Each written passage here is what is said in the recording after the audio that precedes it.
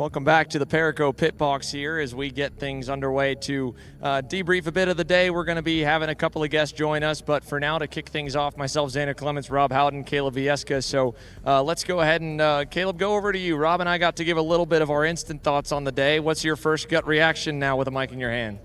First gut reaction, it's a lot cooler than what it was about at noon today during that Pro Shifter main event. No, first of all, it's to me, I think very, very fun day of racing, right? I think a lot of great races, a lot of great stories at the end of it. You know, first thing that comes to mind is Matheus Morgatto and what it meant to him and his team. Seeing the emotion out of them on the fence line was really cool to see. A very Latin American-based team, a lot of Brazilians on that team there with Matheus. Says it's like family. Not surprised about that one bit. That's really, you know, the stories, the winners at the end of the day. You know, some of the losers, drivers who didn't have the best of days. That's all really some of the biggest takeaways that I've taken out of today. But again, temperature, weather, it's all really kept everybody on their toes, and we're seeing it right just in the background. It's really caught a lot of people by surprise, and I think we saw that on the racetrack just to end off the day. I'd agree, Rob. For me, I look at the guys that were able to come forward to grab race wins. You know, the Joe Turney coming back, and he wins when he comes back, right? That's a major storyline. Matheus Morgatto with the new team, running with Velocity on the Superkarts, then they go 1-2. I think that's massive as well. I love the fact that the level of competition we have in the Pro Shifter category this year is ridiculously high. Some of the new drivers that are coming in have made it amazing. When it's 56, 57 drivers too, it's just absolutely ridiculous. I've been part of this Pro Tour for 17 years. To see that many drivers in Pro Shifter, thinking where we were a couple of years ago, it just does my heart good that shifter kart racing is back here in North America. Yeah, does it feel, I mean, again, this is before me and Caleb's time, especially in our time working in the sport, does it feel a bit like a renaissance? I mean, does it feel different or the same or similar to that shifter kart heyday of the 2000s and even the 90s? Yeah, I can go back to the 90s too, right? Back then it was kind of the arrival of 125cc shifter kart racing. They were kind of thought of as outlaws at one point, and then through the Super Nationals, it became this thing that everybody wanted to do. It became the top level of karting in North America and primarily the U.S. Then the same thing happened when Stock Moto came out. Tom sat down and decided we needed a Pro Tour for Superkarts USA again. That happened in 2010. And the stars got built again, right? We worked through the S2s and the S3s and S4s and then got back to the top classes in Stock Moto. This feels like it's even more. I think the level of competition, the way the drivers are approaching, we got professional drivers. We have an American-made factory kart back again. Track Magic was one of the big stories back in the 90s, right? To have factory kart here as an American-made chassis running up front and doing well. For me, this is the best that American shifter kart racing has ever been. And to see some of them kind of fluctuate throughout the weekend too, I thought was really interesting, right? I mean, some of our picks throughout the 2 days of who we thought was really going to set the world on fire in a session or not. I mean, if you would have told any of the three of us that Matheus Morgatto was going to be the best in the heat of the day yesterday, especially after that interview, I think all of us would have been surprised. He didn't even look exceptionally quick in that pre-final. He looked good, but he looked good the day before in the morning, and then there was nothing to be found in that second heat race when he got a slightly better start. So to see the Velocity Sodi boys, obviously they had a great day with both Matheus and Adrian, but equally Billy Musgrave, unbelievable in those heats, and he felt like he was even holding back a bit, and then we dropped the flag in the final, and he was good, but it just wasn't nearly as good in the leg up over the field that we saw on Saturday and even a bit in the morning too. Yeah, and I think that the interview that Caleb, you did with Billy, that was what really kind of said it to me. All these drivers are pushing hard. All the teams are pushing hard, right? They're trying things because they need to have that advantage. You have to have that edge. And when you talk to Billy, he literally said, we tried something, we missed a little bit. They're a little bit behind on the engine, maybe development with that new packaging, understanding how to tune it. But I love the fact that he realizes, hey, I just missed it a little bit, right? The next race, I'm not going to miss it. We're probably going to win. It's going to be like that. And to add further to that, one of the craziest things about that interview with Billy and even with Marian, that these guys learn in the first 5 laps whether they have it or not. First, you establish your place on the racetrack, and then after those first couple of laps, you start to kind of push a little bit, and you're really driving, according to Marian, he says you're driving in that 80%. If you're not fast, going 80%, if you can't keep the guys behind you, and you start pushing a little bit further and further and further, you start overcooking your stuff. And he said that. He goes, I pushed harder and didn't go any faster. Yeah. Like, we're drivers ourselves. When we push harder, we usually go a bit faster. But when they're at that level of competition, they know that they can push and they're not going faster. It's all they've got. And it's the first 5 laps, which is surprising to me, how quick these guys know whether they're on and when they're not. And I think that's a great lead-in, honestly, to the Pro X30 highlights as well, taking a look back and trying to deep dive into that race especially because for Joe Turney, to be looking visually neck and neck even with Sean Butcher, Gus Lawrence, and Oliver Hodgson, and then to somehow do what he's been able to do in a number of main events that you and I have called over the years, Rob, and find another 10th or 2/10 in those last few laps. And you could visually see it. He starts using a little bit more of the racetrack. He was clipping the curbs and the S's and going quicker, and nobody was doing that unless they were following someone to get out of the dirty air. So to see that on display in that class, and then to hear, again, when we talk about how much talent's on the grid in Pro Shifter, that some of those guys tried to do the same thing and they couldn't find anything more out of it was incredible. I don't think you can ask for much more when you look at karting to see how good that race was. Those guys going back and forth, the passing they had. I know this place doesn't have a long straightaway with a hard hairpin, a hard braking zone, but the bottom line is these drivers just went back and forth the entire time. That was just pure entertainment for 22 laps. And beyond that, of course, I mean, through the weekend for them, a huge test with the removal of the pushback bumpers. That'll obviously be a storyline going forward. And again, you heard a lot of mixed interviews throughout the day from drivers, a few of them wanting to call for it back. But I would argue from what we saw, me and you both, right, we had a front row view to every lap of the action here this weekend. And so we got to see all three different classes and a really good gauge. Going into Tucson, I think everybody, when they saw the release come out, thought X30 Junior was going to be a bloodbath. X30 Pro might be, might not be, and KA Master was going to be fine. Well, KA Master was fine. X30 Junior was really tame, especially by X30 Junior standards. Sure. And Pro X30, the starts were gnarly. There was a pretty wild main event yesterday, but today, very clean, very respectful up front. Still a bit hairy in turn one. There's no question about that. But to me, that leaves the variable, especially when you compare it head-to-head with KA Senior, to be more so on number of karts barreling down into a 180-degree corner than it does those devices. And, I mean, how many times did you and I think someone had a pushback deployed in the pushback classes because the front end was crushed in, and it wasn't. I think at this point we've evolved to the point where that device is not nearly working as intended 10 years ago when it was first brought over. But you're getting rid of the pushback bumper, so you have to give the marshals, the race directors, an opportunity then to put penalty points in, have the drivers learn how they can drive or are allowed to drive, right? If you don't give the race directors enough time to teach these drivers the penalties that are going to be coming, you're just wasting your time. It's going to take the year. I don't think they need to, they need not to go back, stay with this program, get rid of the pushbacks all year long, so these drivers understand if they do barrel into one and take somebody out, the penalty is going to be fierce, it's going to be harsh, and it's going to happen quickly. And I think to add on to that too, I mean, it's going to sound like an unpopular opinion or maybe just beating the company drum. I don't know how it'll get twisted from this, but I do want to encourage anyone to go back and watch the footage, because I think in talking with a few drivers I did get to speak to during the breaks that we had, limited throughout the day, you and I both were joking, we're locked away for a lot of the weekend, but across the board, you got to see a much better, wider spectrum than just what happened to you throughout the day. And when you're on an event like this, when you're pitted in the paddock all the way behind us, you don't get to watch as much of the racing. You're probably going to watch it back on the coverage afterwards, like a few mentioned. So there's certainly some differences than what we saw and what the racing was here, say the Winter Series or the Pro Tour before, but I don't think just pushing out of our comfort zone, we should instantly jump back into it because it's where we've been before. You've got to give it time. You pulled it back for a reason. Let the race directors and all those penalties do their magic, and ideally, the drivers will show the respect. We saw a number of drivers really respect each other. We saw it in Masters was huge with DeLeo and Bailey. They were masterful. But the guys up front, when you saw Turney battle with Massimino, those drivers respect each other, and they can go wheel to wheel all race long.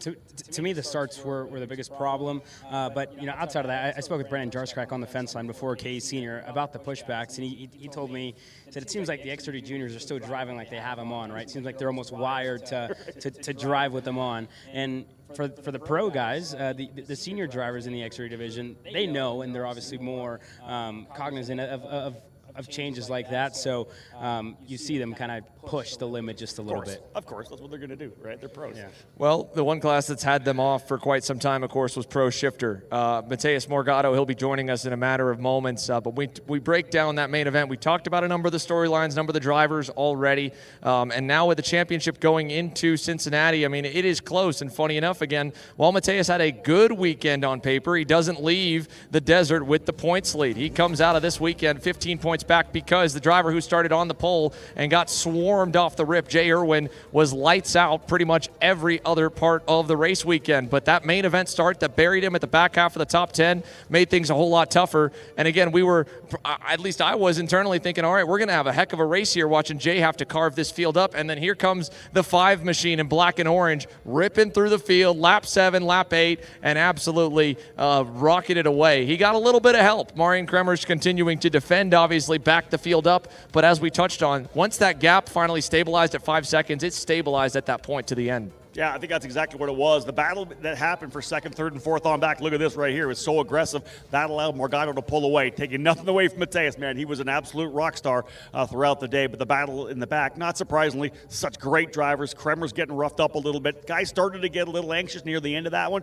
But the bottom line is the fight for second on back was absolutely epic all race long. Oh, this was heartbreaking here to watch. Jay Irwin full rear lock as he went into that turn 4 complex, losing out on the podium. Ends up 4th, still with the points lead, but only 15 points ahead of the Brazilian. Mateus Morgatto, second ever start on the Velocity Sodi here in the true international stage. He got the Winter Series second weekend to get a little bit more testing and data, and now he'll be getting ready to join us on the other side of this break. A phenomenal race to kick off the weekend in Pro Shifter, and again, he was able to straight up dominate it. So we'll take a moment here to step aside, and when we return, the race winner from today will be joining us.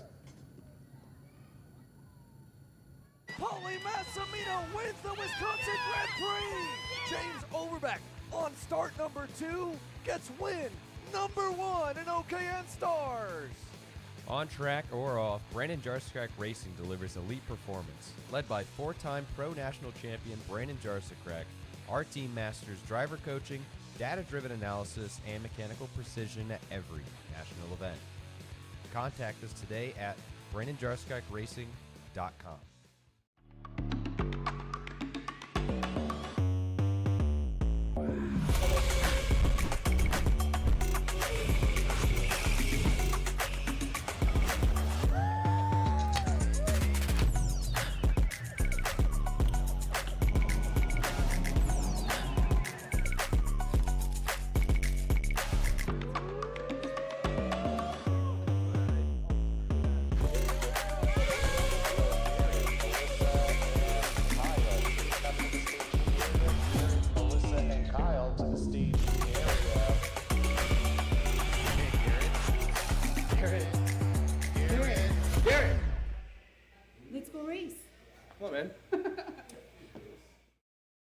You have to fight to pull ahead, to find your edge, to do whatever it takes to make you 1/10 of a second faster, smarter, more committed than the other guy, because you've got the kind of passion that can overcome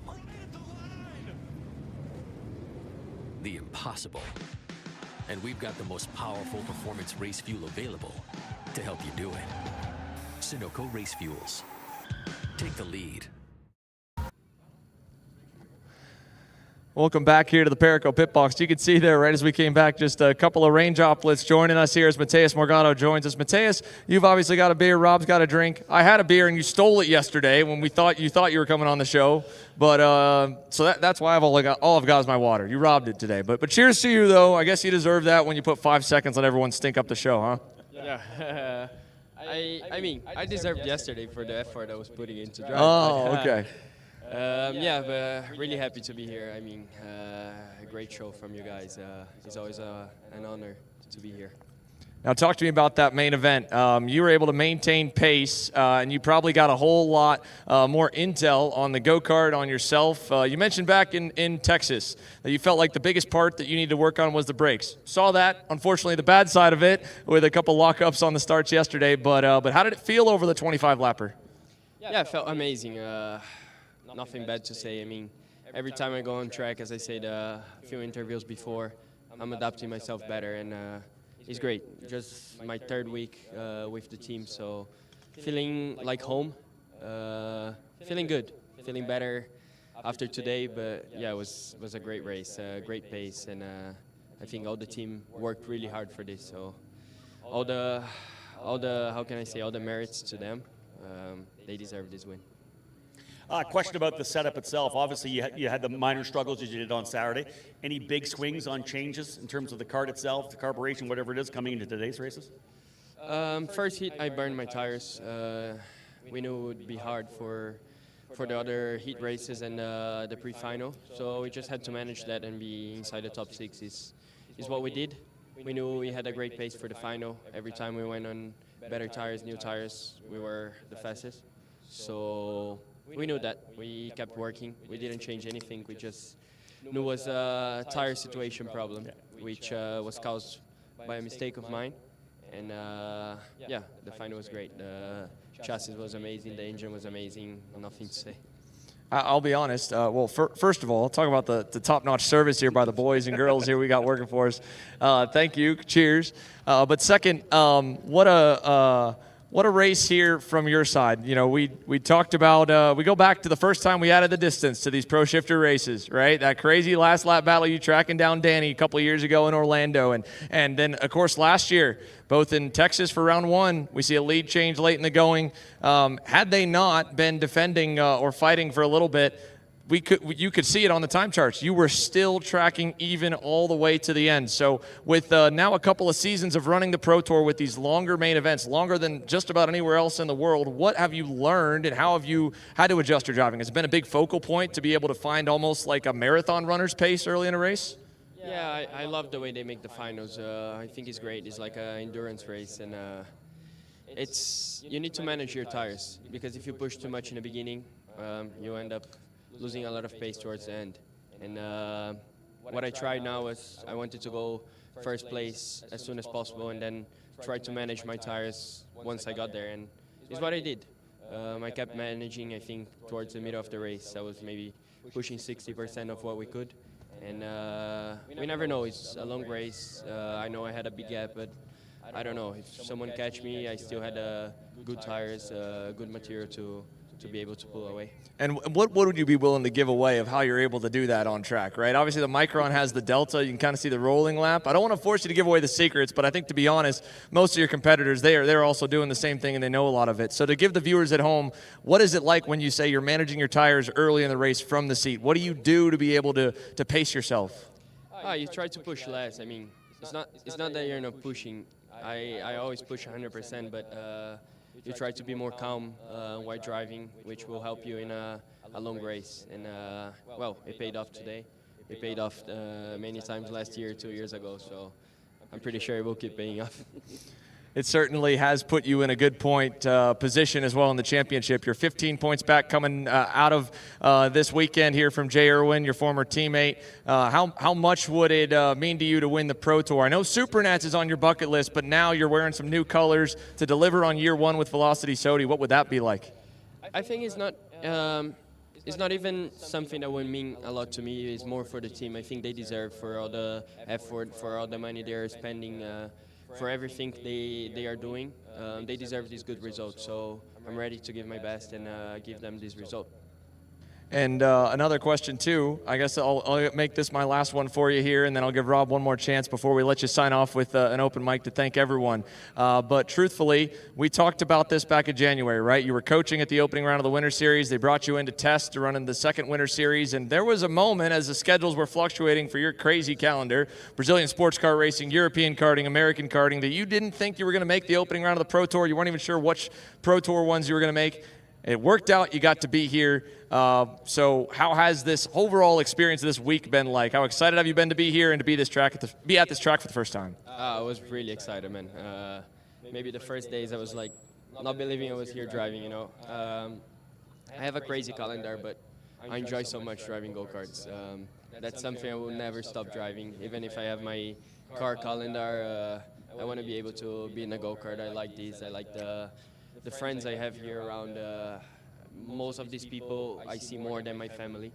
So yeah, it's great to be here. It's great to race another season, full season Pro Tour, and I'm ready to keep pushing, getting better every race. There's many things I still gotta learn, and yeah, let's keep going. I just want to ask about the racetrack itself. You've driven in so many tracks around the world, South America, Europe, here, of course, in North America. What are your thoughts on this track? It's a very different layout, different facility. It's unique, maybe not ideal for a pro shifter car. What are your thoughts on this track here? For me, it's amazing. Okay. It's always amazing when you win the race, but no, since the beginning of the week, I really like the track. I like high-speed corners. I think it's a very fun race. Easy to overtake as well. I like this type of track, so good track. And always better when you win. Oh yeah, always better. Yeah, we could hear you guys celebrating here as we were setting up for the Pit Box show. You guys got the tent down. How about that? You're one of the first teams to be fully disassembled to get ready to go. I'm gonna actually close with one more here before I let you thank everybody. Just because we had the post come out this week from Media Day back in February, when we started the Pro Tour the first day, you said, "I want to be a good dad." Billy Musgrave just announced he's got twins on the way. You got any announcements for us on the show? No, I just put that because I didn't know what to put, and you guys told me, just put, I want to be a good dad, and that's it. All right, so no. no Mateus Morgatto Jr. coming anytime soon? No. At least not soon. No, in all seriousness, congratulations. Dominant run. First one we've seen really on the Pro Tour in quite some time, I feel like. Every race that we've had over the last 2 years has been either a last lap battle or in the case of Cincinnati last year, really close between, or 2 years ago, really close between you and AJ. So who would you like to thank? I mean, I'm sure the list is pretty long. Oh, yeah, very long list. I mean, all the boys in Saudi from Europe, all the guys that came here this week, my mechanic, Thomas, Adrian, my teammate, as I said before. It's great to have a teammate like him. You know, you keep pushing yourself to the limit every time more. You have a great reference, a great driver. And yeah, all Velocity team, Chris for the trust, Rick, Felipe, everyone that trusts on me and make me be here today. Because without them, I wouldn't be here today. Well, there you go. Mateus, one final cheers here. Congratulations. You've certainly earned it. Celebrate. Enjoy it. I know this might hurt the social media posts you've been throwing out a little bit recently, so don't go too hard tonight. Nah. I'm fine. I have a flight tomorrow morning, so yeah, I gotta be home. There you go. We'll look forward to seeing you again here at round 2 of the Pro Tour for Pro Shifter, and of course many more events between now and then. So we're excited. For Rob and myself, we'll let you go hang out here a little bit. We'll see you on the podium in a bit. Yep. Thank you. With that, everyone, we'll be back with the Perico Pit Box on the other side of this break as we continue the last bit of post-race coverage here from the Winter Nationals.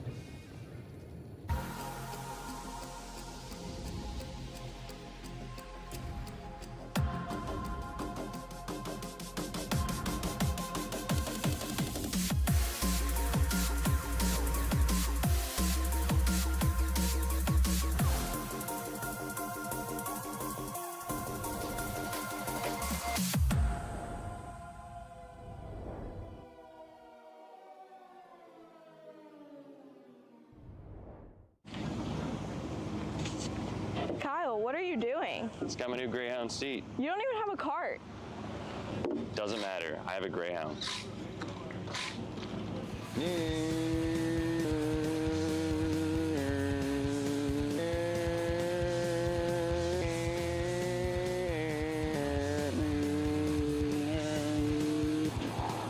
the f is Kyle Cuthbertson? Doesn't even have a go-kart. Doesn't matter.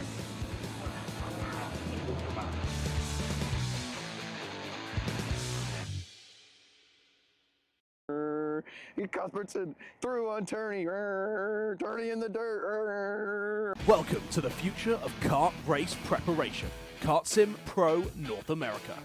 Featuring laser-scanned North American kart circuits and precision-tuned kart physics developed using real telemetry, dyno and tyre data, Kart Sim Pro North America delivers the most advanced and realistic kart simulation experience available today.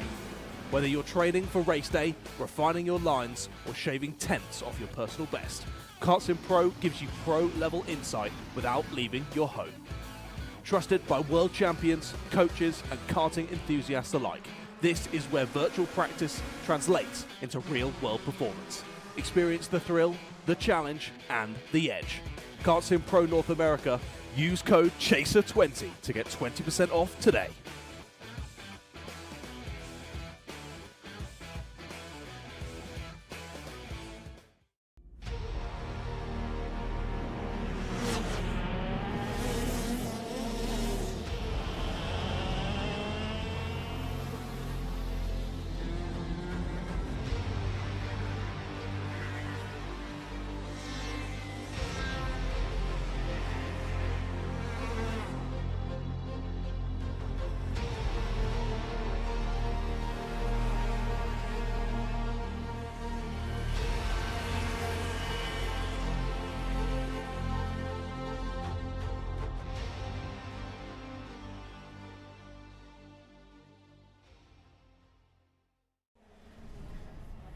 iYami USA West is the official West Coast importer for iYami engines and parts.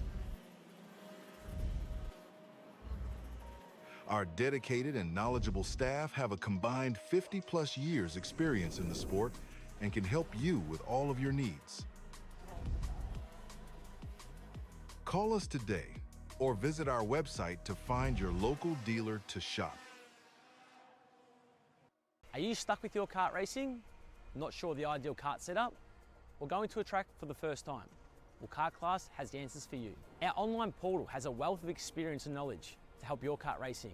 From kart setup advice to track guides that are targeted specifically to your circuit, or the driver coaching aspect with mindset, racecraft and driving techniques. If you want to take your karting to the next level, visit us at kartclass.com.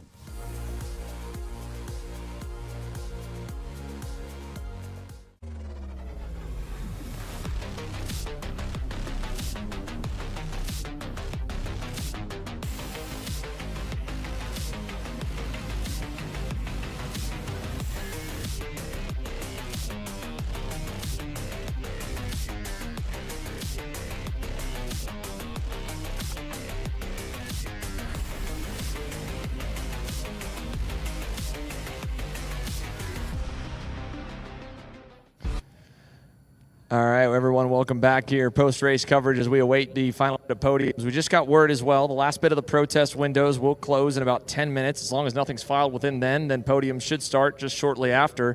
6:05 p.m. is when the window will close. So as we close out here and we talk about the storylines coming out of this, Rob, let's take a look here as we've got the championship provisional standings pulled up here based on their final results. We mentioned Jay Irwin leading the points by 15 coming out of here. Danny Formal, DC corrected me. He's right. I'm wrong. As usual, he's got a couple rabbits out of the hat. This was the 2016 S1 champ for Danny. Hasn't won in the KZ era, but of course he has won a headline Pro Shifter Pro Tour title exactly a decade ago. He's 40 points back in third. When we look down the list here, what else kind of seems notable to you on both the fight for the title going into round number 2, but equally the fight for the Circle of Champions fund there in the top 10 first? Yeah, exactly that. Well, let's start with the driver with the number 1 on the kart, right? He came out and acquitted himself really well, I think, here this weekend. Didn't have, of course, the kart to be up front winning, but we looked at him as being a potential victor through Saturday. So the bottom line is Billy Musgrave, very impressive as well for factory kart. But you talk about further down, Massimo Valiente stepping things up. I thought he had a great weekend. We saw him kind of arrive on the scene at the Supernats last year. I think the confidence there for the Canadian driver, the Valiente family's been around a long time, obviously, as we know. Massimo looked very good. Just a couple of drivers just on the outside of the cut line right now, like Justin White and Gage Korn. I love it when young guys come into the shifter kart racing. Gage Korn's a driver I think is only going to get better throughout the year. He may end up being in the top 10 before the season's all done. Yeah, I mean, there's only 4 points putting the top 10 to the good if the points are as they are here with everything all wrapped up. Actually, I believe that may be the, looking at these points, that might be the pre-final points here. Let me go ahead and I'll change that one graphic for you guys here showing the full current standings. Let's take one more look at that. I didn't look closely enough. I expected Jarwin at the top. He is at the top, but here is a true look at the current standings with 360 points to his name now updated for you. There you go. So 15 over Morgatto, but indeed, Massimo Valiente actually moves up into the 9th position. Vincenzo Saraceno, 168 out of the lead. More importantly, was just off screen. He's 4 to the good over Justin White for that elusive Circle of Champions fund in the top 10. Gage Korn outside, Josh Conker, Avancino, and Bailiff. But good weekend for the boys in black and white out west here. Home race-ish for them, closest to it, and they've got 3 in the top 10 to start. Yeah, and I think that's one of the things when we talk about why it's great to have the Pro Tour out here at a race like Tucson on the West Coast. So many races, so many of the big series are kind of centric, as we know, on the East Coast, and that gives a little home track advantage to a lot of those drivers, right? Guys from GFC have spent a lot of time here at Tucson at Musselman Honda Circuit, so the Kyle Wicks have been here before. They've got some data, and to be able to come in here at what is essentially kind of a home track, although they're a NorCal team, to be able to call Tucson a home track, I think it's a good opportunity for them to look good. Not surprising, as you said, 3 drivers in the top 10. Yeah, 3 drivers, and again, speaking with Gary Carlton at the end of Houston last year, he said he felt like it was a missed opportunity for them back in 2025. This year, I really think it's been a big turnaround for them, and I think, you look at Cincinnati, you look at Newcastle, those are two places that I think both of them can be good. The craziest thing about all this to me is that it's raining in Tucson, Arizona, the desert right now, is the rain and the droplets continue to pick up from the sky. This would have felt good about a weekend ago, Caleb, out here. It was hot. It definitely wasn't as hot yet. But I guess kudos to them. They held off all day long. We've got someone on the other side of this break that might have been welcoming the rain in Pro X30 at least, but he was quick in the dry. So, Rob, as we let you go for the show, closing thoughts on the from you at least here to close off your part of this post-race show. We'll have you back for podiums, but final word on the West Coast swing here, back again with the Pro Tour. I think, like I said, I'd love to come back here. The Pro Tour, as we know, started at Sonoma on the West Coast back in 2010 with the Spring Nats. There have been a number of races here.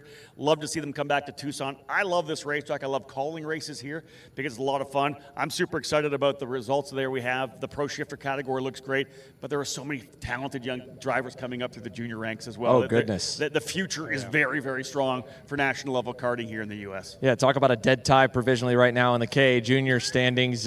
Pre-drop, 3 points separating the top three there. Ashton Woon, Nico Orbezo, Travis Pettit. The storylines go on. You'll have a number of those names you'll be calling across the stage here any moment. So, Rob, thanks for joining us. Thanks, We'll have a guest on the other side here. We'll name in a moment as a surprise add-on. And as the Perico Pit Box continues, stick with us. We'll be right back.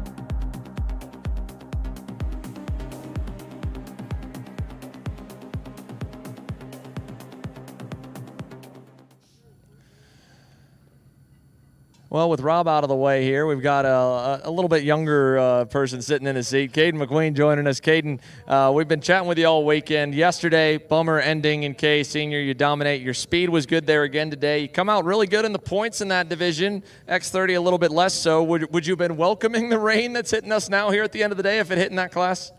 I tell you what, it would have probably have done me a favour, to be honest. Yeah, we didn't have the greatest of weeks, really, with the X30 bit, but yeah, luckily we had a good KA week. I think, for the points-wise, we're there. So I think going into this year, I think, yeah, it's important that we start off well. I'll ask you, because I doubt Mateus was any help after having a day like he did on teardown. How has it been going over at the Velocity 10? Has everybody been partying too much, or is the 10 actually coming down pretty nice? No, it is coming down. It is coming down. I mean, the 10's down. I'm talking about the gear, I guess, as well, the whole teardown. Yeah, we're not far away. Hopefully we can do it a bit faster before we get caught in this, by what looks of a storm coming. Well, talk to me, too, about the surface, the racetrack here. You got to talking bits here with Caleb throughout the weekend. With this weekend all done, another weekend for you stateside, what do you make of this whole run? I mean, we've got a packed house here at Musselman Honda Circuit. First time in over 13 years that it's been this way. Yeah, for me, the track's really good. I've enjoyed the track. I think the weekend as a whole has been run very well, and you guys, as usual, have done a really good job. Yeah, I think this year's going to be really good. Yeah? To start off this year with as big of a grid as we have in both classes, KA and X30, I think, I think we're in for a good year all around. What about putting you on the spot for the pushback bumper conversation? You got any thoughts there? For me, when you bring something in like that, and then take it away, it's probably worse than what it was before it was even here, because everyone gets so used to having to be careful, and now it's gone away, especially for the younger kids that probably weren't even racing when the pushbacks were before the pushbacks. yeah, I think it needs to be put back in for me. Fair enough. Fair enough. I do think you guys were, well, I don't know. It didn't make a difference for you yesterday afternoon, obviously, getting shoveled through either way. But certainly the young kids, I think you're right in a way, going to your point about Brandon Jarskrak, when you talk to him, that they've only known one way to drive, the fact that they've had one on, the ones in junior right now, which maybe that's the excuse as to why they were clean. I'll still stay on my side that I think the grid overall going down to turn number 1 is probably the biggest factor of it all, because you had 47 there, you had 47 in K Senior. K Senior was the only one with a red flag on their start, but equally, it's not to downplay the fact that it was probably a bit treacherous to get through the first turn in the X30 starts this week. Yeah, I think, every single start we probably ended up being 4, 5, maybe sometimes 6 wide. For me, the starts were a lot worse in the X30 than the KA. I feel like a lot more people were just flat out on the way in. And I think it caught a lot of people out, to be honest. Caleb? Well, I have a question for Caden, and it's not anything really driving related, but my question is, again, it seems like every year that we start a new season, there's a new British driver in the field. This year it's Sean Butcher. Last year it was you. The year before that, talked about Kai Hunter, then Joe Turney before that. What's kind of bringing all these guys out here, especially over from the UK, bringing them out here and racing stateside? Well, firstly, normally we don't have weather that's coming to us now. It's nice and warm here, and I think we wish we had a little bit more of that in the UK. Secondly, it's nice here. It's everyone's friendly. No one hates each other. You walk into a UK paddock and everyone looks like they want to kill each other. So it is nice here. It's nice to be here, and the racing's good. I think a lot of people that haven't been over here and raced underestimate it, but yeah, it's good. It's good quality. And we just talked, right? You are fully committed to the U.S. And everything happening here stateside. You just told us the other day that you're moving over to Orlando. Talk about making the commitment and fully committing to this jump over here stateside.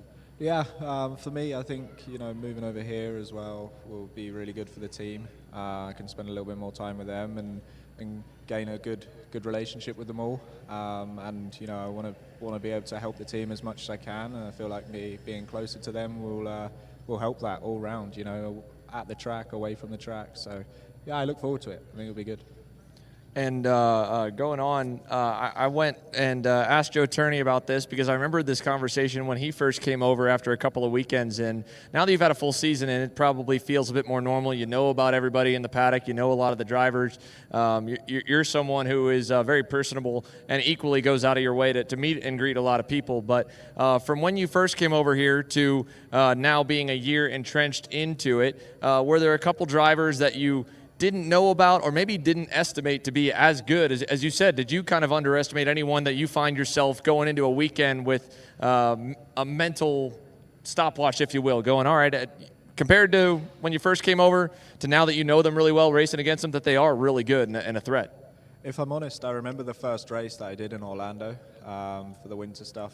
And I can say this now because I actually quite like him, but Massimino, Paulie, he at first, he wasn't amazing, but he, over the year, last year as well, he got really good. And it was a big surprise for me, and he's been really consistent and really fast for the second half of last year and this year as well. He's not put a foot wrong. So, yeah, for me, he was like the person where I thought, yeah, he's good, he's okay, but we can do better. And I feel like last year, the start of last year, I feel like I was quite good. I was there. I was fighting for the win, and and then obviously halfway through last year wasn't as good. So, yeah, I mean, we just need to start this year a little bit more competitive. I feel like we struggled towards the end of last year until Supernats, and I feel like we've got off to a good start. I know the X30 doesn't show it, but we've made a really, really big jump with everything in the team, and we'll be good. And you've got at least a long gap in this championship before it gets back underway, so you have plenty of time to kind of go to work. What's the rest of the schedule going to look like, and what do your weekends and weeks look like? How much are you going to be able to be here? I guess we didn't ask you when you're moving to Orlando. When is that, first of all? We'll see. It's not a date in the book yet, but hopefully soon. The sooner the better, I think. I'm here next week. in Orlando with the team again, working before the USPKS. And yeah, hopefully from this week to next week, we can find a little bit more and take it to the USPKS. Well, nonetheless, Caden, still as good as the KA weekend was, we didn't really get to see you end up on the top step, but still a lot of speed, a lot of development, like you said, going on, a lot of people to make it happen for you to be able to make the trek and now to be able to make a monumental life change moving across continents. So who would you like to thank before we let you go? For sure, the team. You know, they've given me an amazing opportunity. I'm forever grateful for them. Chris Knifick, who owns the team, you know, thank you. And a big, massive thank you to all the boys at the track today and all the ones behind the scenes. Everyone does a really, really good job. And yeah, I look forward to working with them in the future.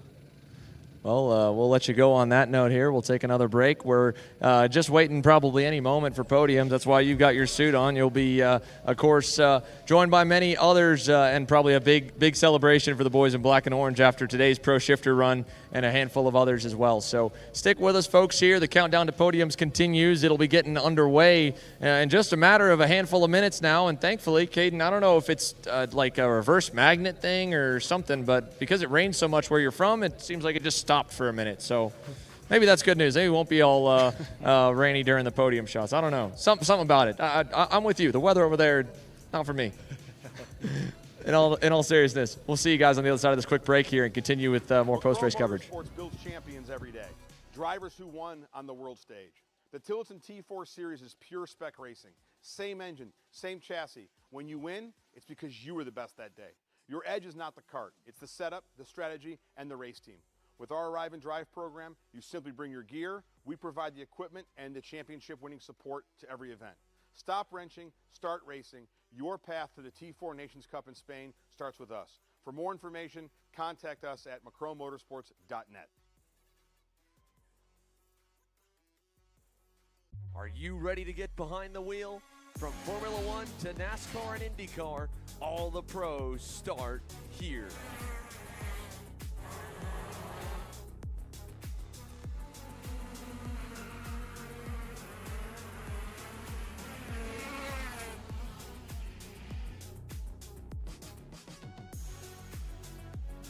For more information, check us out online at mcckarting.com or call us and go racing today. You have to fight to pull ahead, to find your edge, to do whatever it takes to make you 1/10 of a second faster, smarter, more committed than the other guy, because you've got the kind of passion that can overcome the impossible. And we've got the most powerful performance race fuel available to help you do it. Sunoco Race Fuels. Take the lead.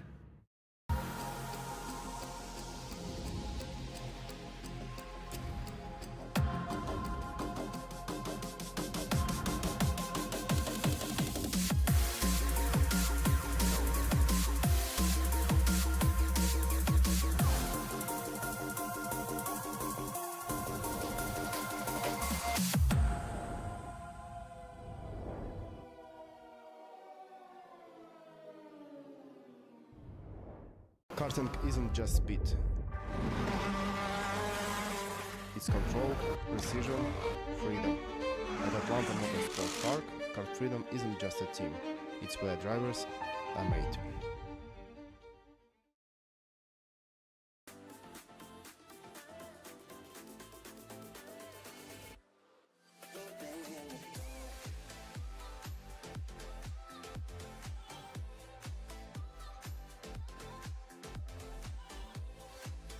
Are you looking to take the next step in your racing journey? Well, look no further than PitFit. With 2 locations in Charlotte, North Carolina and Indianapolis, Indiana, PitFit trains drivers all the way from grassroots level karting to IndyCar and NASCAR with top-of-the-line personalized coaching to improve physical and cognitive fitness. For more information on programs, check out PitFit on Instagram or Facebook today. Cat food marketing. $9.99 a month.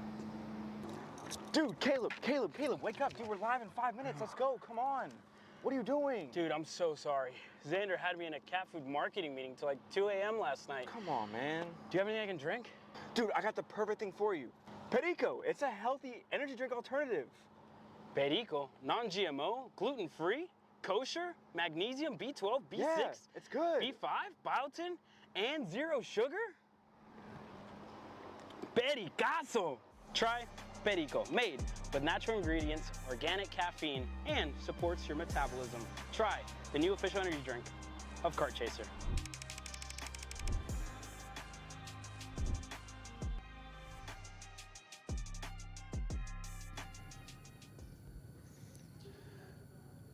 Welcome back, everyone. Most of the time, Austin, when we've been doing this in recent memory, you've had a suit on or just quickly gotten out of one. This weekend, full coaching, retirement tour, first year underway. I mean, the Winter Series, you haven't always run that one. You've kind of spotted that. Even technically, I guess, Pro Tour in 2024, you originally weren't set for the whole deal, then ended up running it just to be able to get into the Circle of Champions and race last year. But did this weekend, seeing the fields here, seeing the turnout, and feeling the season kind of ramp up, did it feel at any point weird or abnormal to not be suiting up out there? Yeah, a little bit today in the main event when, the top 5 were all pretty close, and I was just like, yeah, it looks like I could probably be up there too, trying to go and win some money and, try to go and beat Joe. But, besides that, stepping back and coaching and, we had Macy, she did really, really well today. Yeah. Donovan has been fast.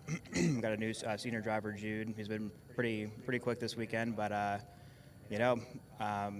with all the coaching going on and me being retired, it's I thought it was fine. Really wasn't too emotional about it this weekend. I'm like, about time to go and step back and watch all the racing go on and watch an X30 Pro from the outside look pretty neat. I asked Caden, what do you think about the bumper situation? You obviously have a lot of juniors you were coaching too. X30 Junior looked pretty clean. K Master, I think everybody could have probably predicted that one was going to be about the same with him or without him. And what do you make of it? Not having a pushback bumper for an X30 Pro, I think it's fine. I don't think there's a problem with it. Kind of like the main reason I thought for the pushbacks was, because the starts were getting so violent. People were just crashing each other out. The starts holding at full throttle when you're 8th row back and your guy who's starting on pole crashes at the start from somebody way in the back. That was kind of my thought process on the pushbacks. Even still having a pushback, you can still blow somebody off the racetrack and not, deploy your pushback. For juniors, I feel like they should have them because some junior drivers, they're a little bit more emotional than senior drivers, and they tend to go and take their anger out on the driver in front of them, and not having a pushback and they won't get, pushed in. They just go out there and use it to their advantage and sometimes blast somebody off the racetrack. Other times, it's fine. But the racing this weekend, it didn't seem like it was too bad where somebody was blatantly or violently trying to go and take somebody out because they didn't have a pushback bumper. But I don't really see a problem with it until it starts to get too violent. I think that being said, we didn't have the cleanest. I think today was probably the best one we had on Sunday. I think the pre-final maybe not so much. What do you think? Obviously, some of the drivers weren't happy with it. Paulie caught the bad end of it in the pre-final. And I asked Oliver this. What do you think is kind of how do you police it correctly, not having the pushbacks on and trying to avoid what happened today in the pre-final to a guy like Paulie? Yeah, because Paulie got crashed out in the pre-final. Yeah, the first couple of starts, the outside kind of got booted pretty good. Yeah, that's the whole thing. It's like if you go and have your cameras running on like who is doing what, on 7th, 8th, 9th row back, and who's not getting off of the gas, because if somebody who had a really bad qualifying or they had something fail in qualifying but they're a really fast driver and they just don't care and hold it wide open and go and blast half the field out, that's how to go and police. That's very difficult.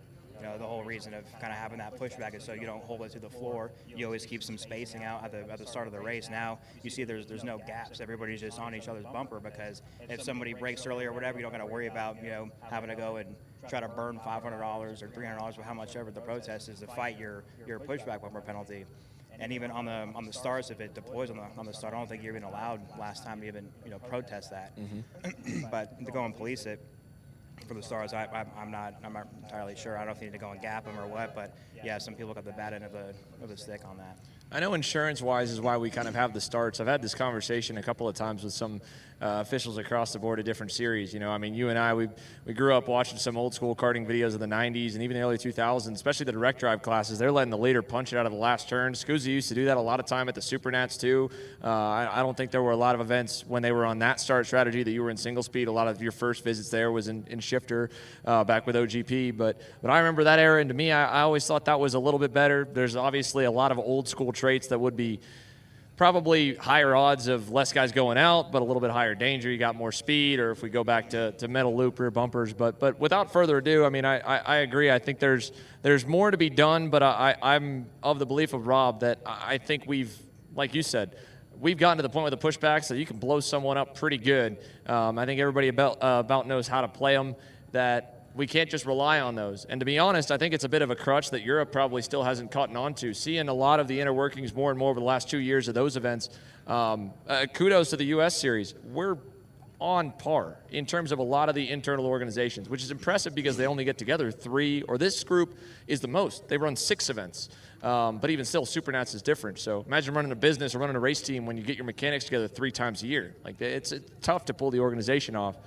We'll see the starts, though, here in this. We've got the highlights for you, and I'd love to see your thoughts here, getting to see from our coverage, because I'm sure you're watching on the fence line with your driver specifically, of how this main event played out. And it started off right here with a good look at the full 47 field coming down to turn number 1. And Austin, as we take a look at some of these and equally the moves kind of throughout the race, like you said, you're watching that 5-pack, hoping to be a part of it. What stuck out to you, or from the moments that you see here of some of these passes that was noteworthy that we may not have touched on yet? Yeah, I know they're everybody knows when they come over here that Joe's, you know, the driver to go and beat. You know, he's always been super fast, always up front, winning, does a really good job. You know, the only thing is that they don't want him to go and check out. He's the driver who hits all of his marks. He ends up pulling away, no mistakes at all, and ends up, you know, winning these races. But you know, what happened with Sean when he went and passed him on 3 to go. For sure, you know, laps are starting to go and wind down and to go and not have Joe go and win and kind of push him further back. You know, I thought he could have probably been a little bit more, you know, defensive on that.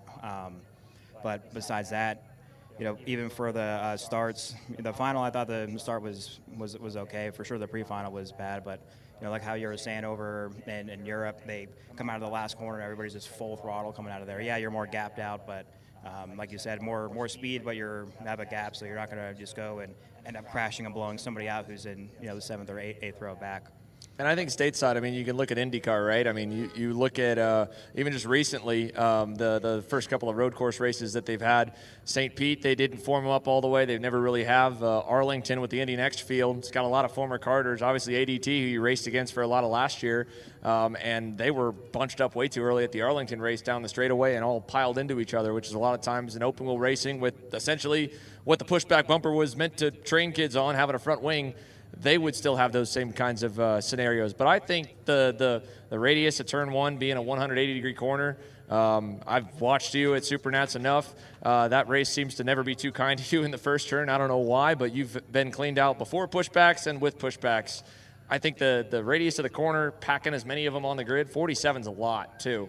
That all plays into it. I like you said, I don't know if it really – so mentality was the only thing, because I can't remember if I mentioned to you, but I know in talking with Neil Strickland with SKUSA, this wasn't a decision they made without data. They are very particular about it, and one of Neil's big points, and Tom and Tony and the entire team that they have, is they know that they need to be they're holding themselves to a standard that is basically unachievable. So they can't make just a fire from the hip moment. This decision came off the back of the Winter Series and the Supernats, having basically the pushbacks that they did overturn be incidental, unrelated to contact, curb hits, barrier hits.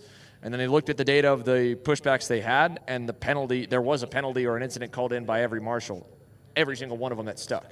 So when you look at the data from that point of view, you're like, okay, what's the unknown is kind of what Caden touched on, a little bit what Gus touched on, and what you touched on with the juniors, and Caden did too, that it's the mentality factor, right? The fear of getting a penalty that maybe held guys back, that's going to take time. And where you fix that is you go back to some of the old school racing of having some really harsh penalties, right? Like tech director, one of the tech directors and a legend of the sport, Lynn Haddock. I'll never forget this phrase, one of my favorite phrases when it comes to penalties.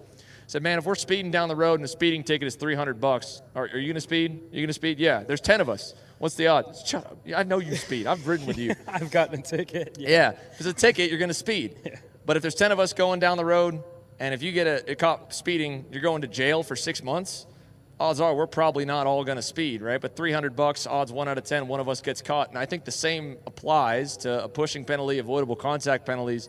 Just 5 seconds run the risk, of being a little bit too close. But if some guys get parked, or Moya and Ron White getting parked on Friday for incidents, I think that's a message sent, at least about practice cleaning up. Yeah, you definitely can't go out there and just because you're out in practice and you're upset if something happens on the racetrack just to go and blow somebody off the racetrack. I don't think that's you can't tolerate that at all. They are getting more strict on that, which I think is good to go and police that. But they did a pretty good job on if somebody does go and blast somebody off. It happens here a lot, going the second right behind us, right into the pits.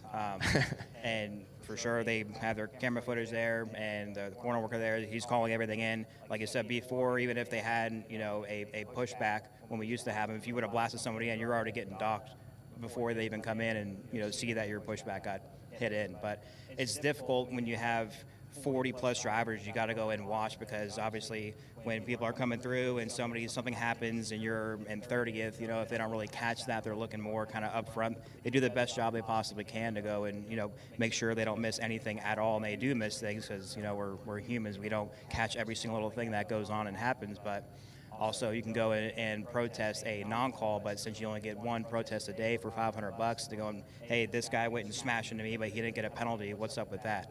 Or is there how hard you got to hit somebody for a bump and run, if they even still do bump and runs now? Because now we don't have the pushbacks. I'm not really sure how that rule is nowadays. Easier to go and do a bump and run now is that if you hit somebody and you lose 3 spots, do you get a penalty, or do you got to hit them just right where they just filter back in line behind you? But yeah, it's definitely difficult to go and catch every little thing, but they're trying. Yeah, and I think all series are. I mean, you see all the improvements across the board. It pushes it. From the closing points of this racetrack, we were hoping to have you last night. Thankfully, Joe Turney decided to book a flight, but also joined us last night. So we'll ask you, what are your big takeaways? What were you preaching to a lot of your drivers about this circuit more than anywhere else that you felt yourself repeating probably over the last couple days? So a lot of it had to go in and evolve around braking. Braking was a pretty massive thing going on for our drivers this past weekend. Because you go in a corner 1 and turn 4, that you're always have like a little bit of wheel input going into it. So when you get on the brakes hard, it's going to want to snap the rear end sideways. So a lot of our drivers were kind of like unsettled and really unstable and unsure of how much brake pressure to go and have going into corner 1 and corner 4. Because you can't straight line brake in those corners, obviously. So that being said, that was a lot of stuff that we were working on today, is maximizing how much we can get on the brakes going into corner 1 and corner 4, and that was kind of most of where our time loss is at.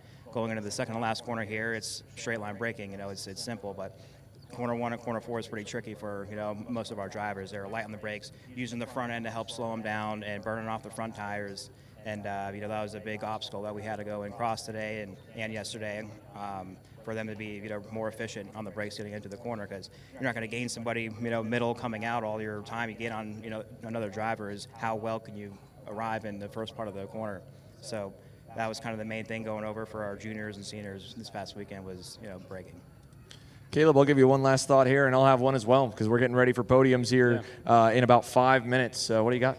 And I want to look ahead to Cincinnati. After being on the fence line and kind of watching these Pro X30 guys go out there, do you have your finger pointed at any of these guys that was up at the front? Who are you looking forward to being strong in Cincinnati? And again, not even just your guys, but maybe the guys over at Rawlson or maybe even Joe. What was your takeaway, and who are you looking to be strong for the rest of the Pro Tour?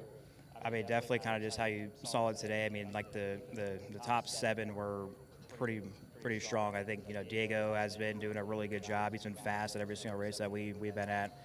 Obviously Gus and Sean, they showed really great speed. Oliver has been really fast. He's pretty switched on right now.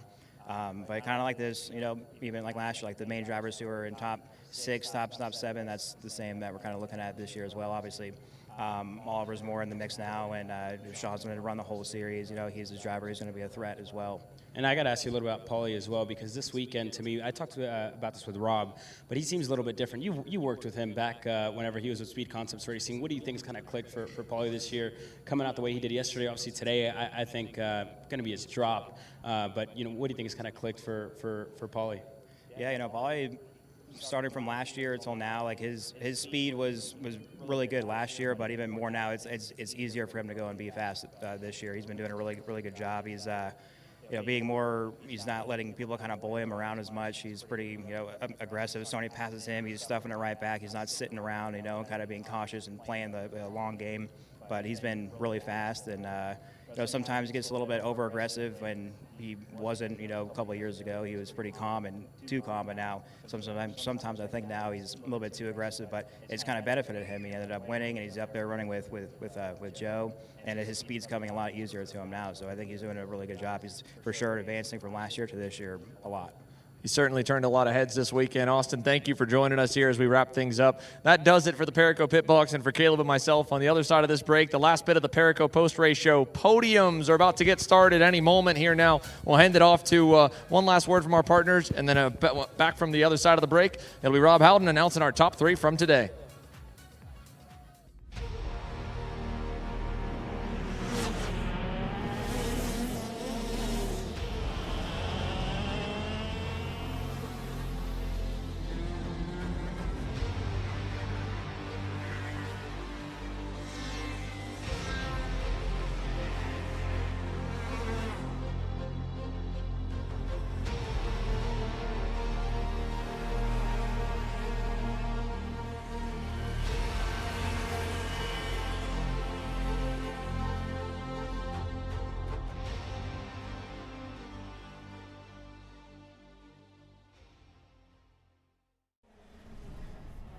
IAMI USA West is the official West Coast importer for IAMI engines and parts.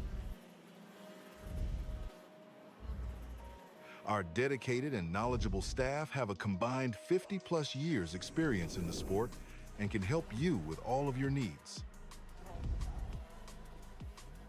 Call us today or visit our website to find your local dealer to shop. Attention Superkarts USA drivers. Be sure to order your complete photo package from On Track Promotions. All drivers receive a minimum of 40 photos from throughout Friday, Saturday, and Sunday with instant access from our automated delivery system. Visit otp.ca right now to get instant access to your photos.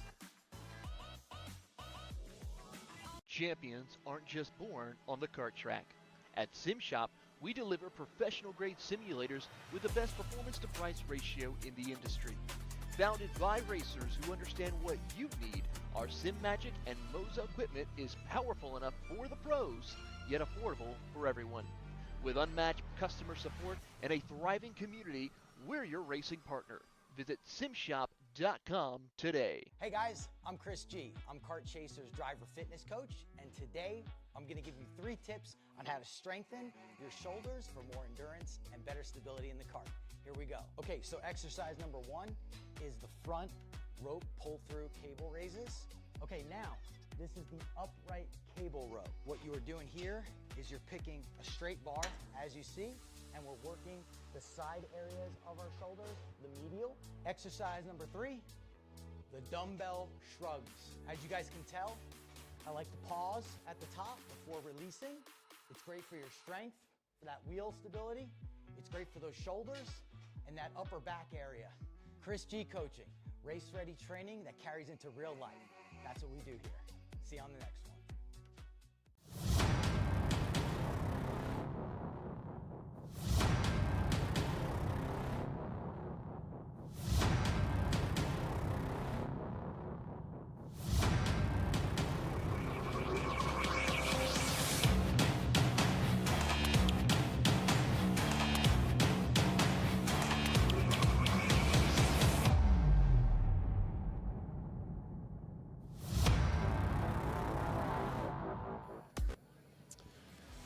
Well, ladies and gentlemen, only one more thing to do to cap off the first round of this year's Superkarts USA Pro Tour. The podium presentations are going to get underway here in just a minute or so. So if you are a podium driver who wants to come and grab that trophy, get up on the podium. Teams come over. Of course, all the photos that will get taken here at the podium. Let's get that underway. We're just a couple of minutes away from wrapping things up here on the Pro Tour opener. So again, just minutes away. So come on over here to the podium. We'll get things underway.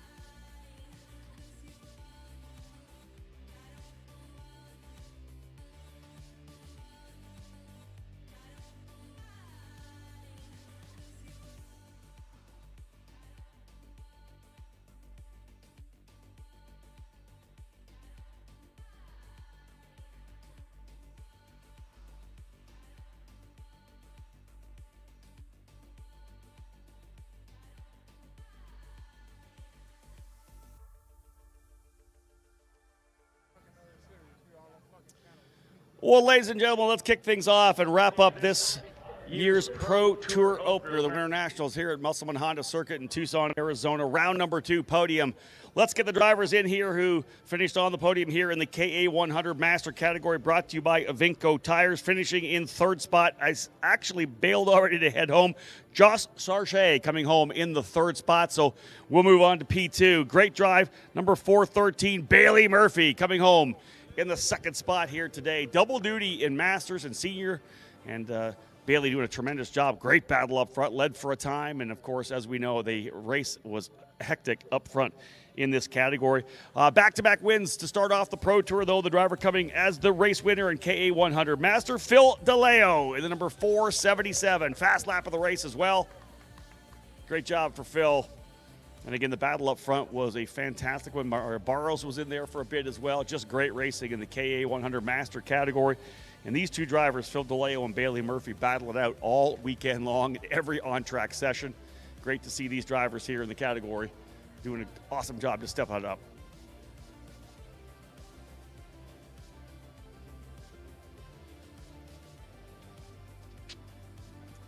So we'll work our way through the category, essentially the way they rolled. I'm going to cap it off with the Pro Shifter class, but congrats to the KA100 Masters drivers. We'll go to KA100 Junior, brought to you by TKG Barrel Art USA. Finishing in the third spot today, number 823, Nathan Golseth.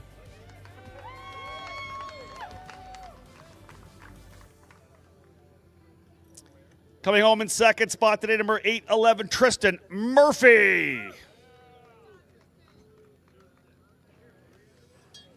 Great racing all told throughout the entire weekend. KA 100 race winner for round number 2. Fast lap of the race as well, Ashton Woon. Speed Concepts driver coming away with the victory here in the KA 100 junior category.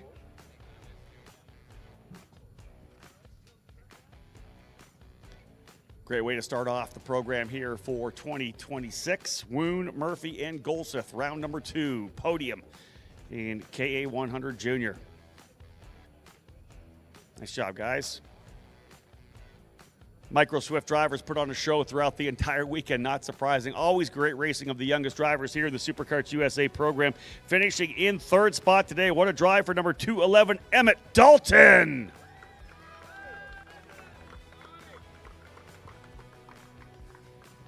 Emmett right in the fight there throughout the entire race, coming home P3. Finishing in second spot, number 217, Tristan Francisco. Winner yesterday, P2 today. Moved his way back up after getting shuffled back a little bit early. But coming away with the race win, folks, number 231, Trey Sanders. Just good stuff out there in the Micro Swift category. So many different drivers leading the way back and forth. This track leads to a lot of overtaking, and we saw a lot of that in the Micro Swift category. Sanders, Francisco, and Dalton, the top 3 drivers in the Pro Tour round number 2 here. Micro Swift brought to you by Grupo Santana Vega. We got all the shots we need. I love it. Great job, boys. Thank you so much. See you at the next one. Congrats. KA Senior up next. These micros will be there sooner or later, right? Finishing in third spot today in KA Senior, brought to you by Kart CRG USA, the number 927, Chase Hand. Chase Hand finishing in third spot. Fast lap, P5 driver Matthew Cagle. Finishing in second today, number 944, Caden McQueen.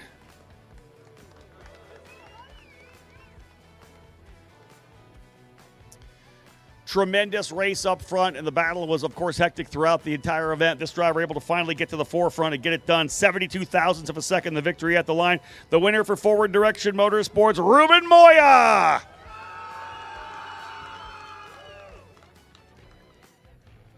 Great job for Ruben. That KA race was one to watch for sure. The battling back and forth. Every corner of the racetrack we saw overtakes. Moya, McQueen, and Hand.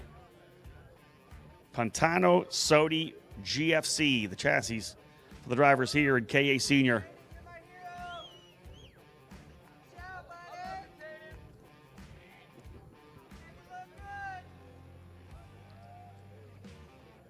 Good stuff, guys. Thank you so much. Great job today. X30 Junior, presented by Rawlson Performance Group, will be up next. Finishing in third spot, we've already had him up here one time. P3 and X30 Junior, Ashton Woon. Big weekend for Ashton. Great start to the season here, wrapping up Q1. A number of different races throughout the season, but of course, the Pro Tour now underway. Finishing in second spot, number 792, Nico Katowski. Sean Bale's going to come up and grab that trophy. P2 for X30 Junior. Winner of the race, fast lap as well, number 729, Travis Pettit.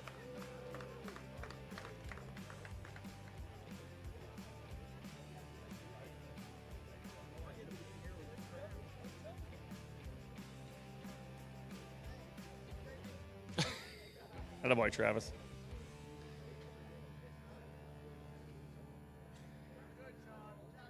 Sean does look good, doesn't he?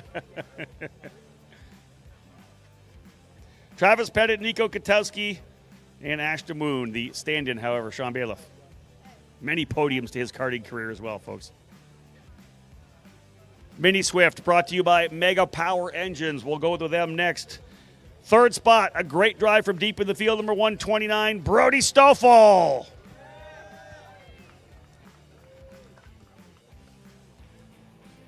He and Jake Manalio working their way through the field. Great job for both those drivers. Second spot, fast lap of the race, number 133, Dutch Westbrook.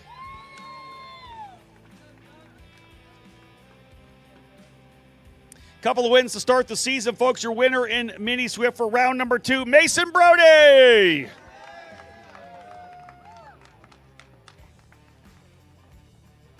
Brody, Westbrook, and Stoffel, the top 3 drivers. This is going to be a battle we're going to see throughout the year here in this Mini Swift category.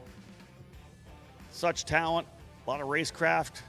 So much fun to watch these drivers get out there and battle it out over this weekend 20-lap distance. Great job, guys.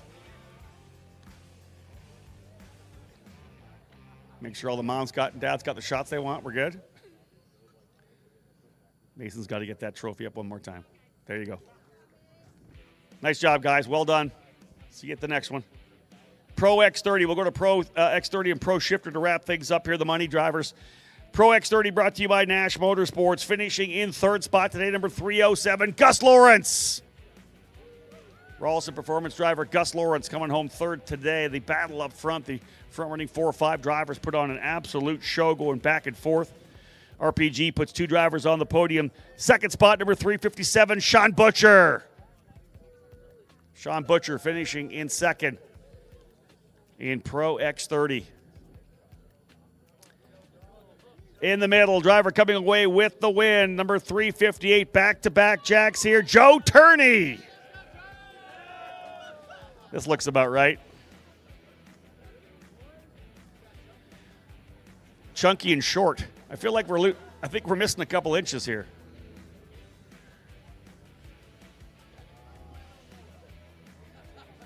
Turney, Butcher, and Lawrence.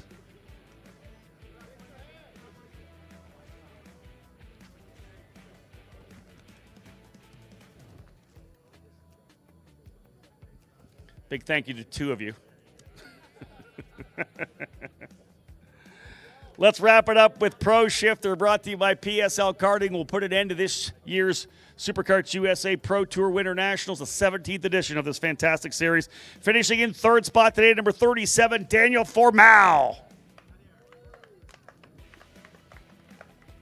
Danny here as he had to take off early. Don't see him rushing up here. Let's go to P2 today. We have a couple of Velocity Racing Sody Car drivers to be on the podium. Number 12, Adrian Redden coming home P2.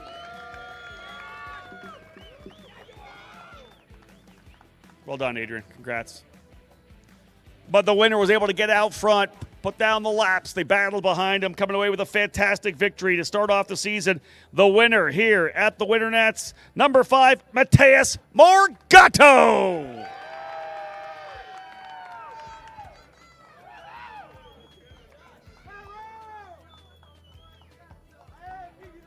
Great stuff for the drivers here from Velocity Racing. Morgatto able to get out early and run away with that race win. Redden had to work hard to get himself up into second, battle hard with those behind him. Come on, Velocity, let's hear you. Let's hear you. That's what we're talking about. There you have it, folks. That wraps things up for the podium. As you know, it's available for those of you to come in, those of you watching on Kart Chaser. Hope you enjoyed the coverage all weekend long. It obviously was fantastic. Everybody involved put in all the time, all the effort, early days, late nights to put this together. Again, we hope you enjoyed it for sure. Fantastic job. Podium is done. SKUSA Pro Tour Winter Nationals are done. We'll look forward to the Spring Nationals in June as we head to the Motorsports Country Club of Cincinnati. This broadcast is the sole property of Kart Chaser Group, LLC. Any rebroadcast, reproduction, or other use of the images, audio, or accounts of this event, in whole or in part, without the expressed written consent of Kart Chaser Group, LLC is strictly prohibited. Thanks for watching.